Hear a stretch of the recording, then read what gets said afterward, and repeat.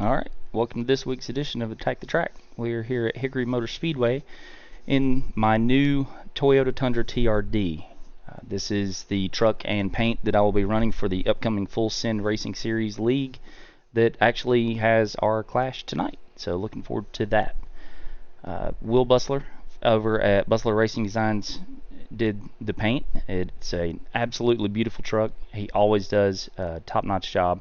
His information will be in the description, so if you want to look as good as I do on track, hit him up so he can hook you up.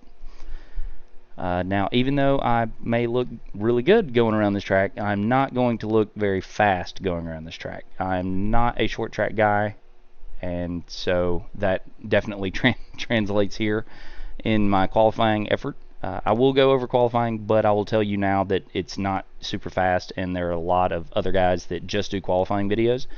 And so I would recommend, if you're just looking for the qualifying line, go watch them. Car Inside has a fantastic video that's up, and so I would recommend you go check that out if you're only looking for qualifying. I was able to get a 477 here. Anything in the fours, especially the low fours, is going to be really good and put you up front. I would expect to see more 6s, 7s, and 8s. If you go down in splits or back in the field. I actually already ran 2 official races. I was in top split in both. I had not put in the practice yet, so I was running like 8s in the qualifying, and I was like 8th and 10th in qualifying. So you definitely want to be above that, because you do not want to be back in that mess for sure. You definitely want to qualify well. So I would recommend putting all of your time practicing into qualifying for this week. So we will go over it with a 477, and let's just get into it. So it will be a first lap qualify, because you gain extra speed running high out of 3 and 4, and it doesn't help you to do that on your first lap coming to your second lap. So you definitely want to qualify on your first lap. You will also be in 3rd gear. The entire race is done in 3rd gear. You will not use 4th gear for anything. I restarted in 2nd gear, and it did not feel that bad. I didn't fall back that much, but I was also in the middle of the pack. If you're in the very front, it may be worth starting in 1st gear, getting that jump, and then going immediately to 2nd. I don't know. I didn't test that, but I was in 2nd gear and definitely didn't fall back at all. So coming to your hot lap here, you've got this white post that's back here. You're not going to start your turn in here, but this is kind of where you're going to start it, like not actually turning your wheel, but just kind of thinking about your approach. And what you're going to do is, as you come down, you're going to end up putting your rights on this line here.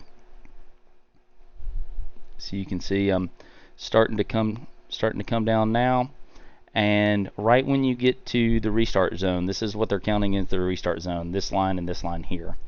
And right when you get to there and your rights are on it, that's when you gas up. And so you want to be at 100% throttle, and then you're going to come down and you're going to cut your lefts right across this seam here.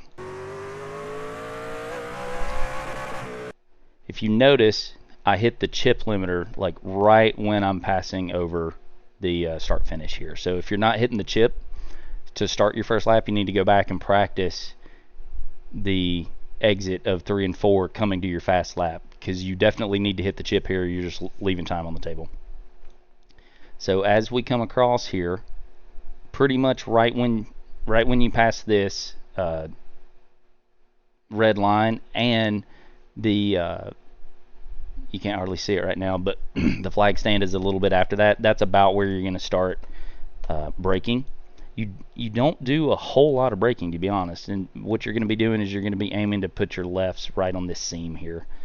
This seam is going to kind of be the theme of the race. I'll tell you why in a minute. But see, I'm already braking here, and then as you come down, you have your lefts on the seam, but then once you get to here, I'm already off the brake and I'm coasting. I was losing a lot of time, and the reason I was in the 8s instead of the 5s and the 6s was because I was still trail braking in to get like a lower exit coming off, and I was just giving up time. So feel free to roll it here, and then once you come to the bottom where it kind of comes out here, you're going to go ahead and get back in the gas. Again, I was hugging the bottom for way too long to get a lower exit, and you definitely don't need to do that. So I'm just trying to gas up as much as I can, and see I'm starting to come off of the line here, coming a little bit wide, and it feels like you're overdriving. You kind of are a little bit, but it ends up working out. And so I would recommend going ahead and coming out here instead of hanging low and doing a lower exit, which is what I was doing, and was definitely slower. Now you're not going to be able to full throttle it right out of the way. You see, I'm just now at full throttle. So coming on around, you're going to be braking right after this Hickory USA sign. So right when I pass that, going to do it and looking for this seam. We're just gonna come down to that seam as well.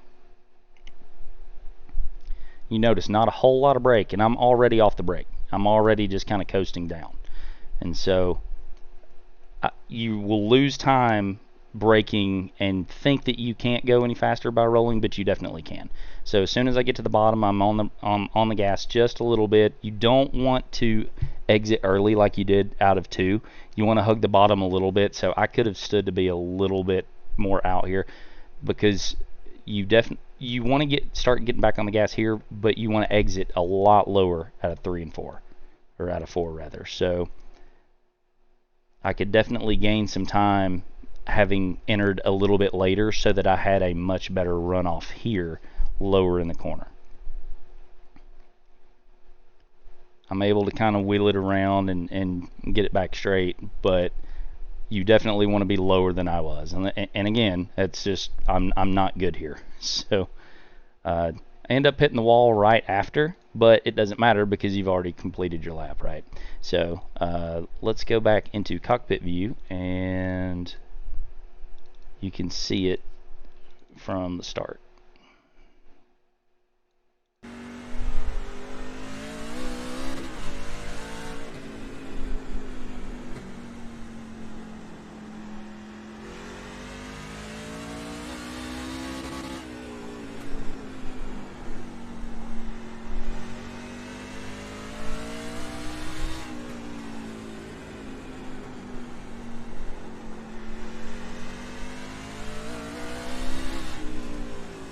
Alright, and that's the qualifying line. For me, at least. But again, go watch somebody that's actually good at qualifying here, and you can work on that there. Now, what I started doing here on the lines was, look at it from far chase. This seam is going to be kind of the delineator between the inside line and the outside line. I've found that a lot of the guys on the outside were pinching all the way down to the seam, so you would think that they would just stay above the white line here, but that wasn't the case. Everybody was coming down to the seam, and so you do run the risk of the guy on the inside coming up and hitting you. But I mean, it's short track racing, right? And so I do several laps here on the inside, and basically you just want to stay below the seam. Now you can cut onto the apron. It's not going to just instantly turn you like a lot of places do, and guys will force you down onto the apron, and it's okay. You don't really have to drive any differently. It's not going to upset the truck that much or anything like that. And so if you're going to practice the inside line, then I would just run around here and make sure you're below the seam there. Now I think on 60 I go and start running the outside line here, and again you just want to pinch all the way down to the seam if you can. Most of the guys that I saw that ended up getting in trouble getting on the outside line and falling back because everybody else was single file and basically just run the train on them on the inside was they overdrove 3. So 3 is very easy to overdrive, and if you do and people get inside of you, then you're just going backwards in a hurry. So I would definitely watch out for overdriving 3 and sliding way too far up the track, because it's just going to send you backwards. There was not a lot of tire wear at all. I mean, we weren't really running any laps either. I think the longest green flag run that we had was about 10 laps out of a 65 lap race, and so it was not fun to race in. I think for leagues it'll be alright, But officials, if you want that weekly participation, go for it. If you don't, I would advise staying away from it. I definitely did not have fun. But yeah, so that's pretty much it. Qualify as best you can. Practice qualifying, and I preferred the inside. First couple laps you can defend on the outside, but then the inside was definitely the preferred groove after that. So if you decide to run it in officials, let me know how it went. Hope it goes better for you than it did for me, and that'll do it. Thanks for watching.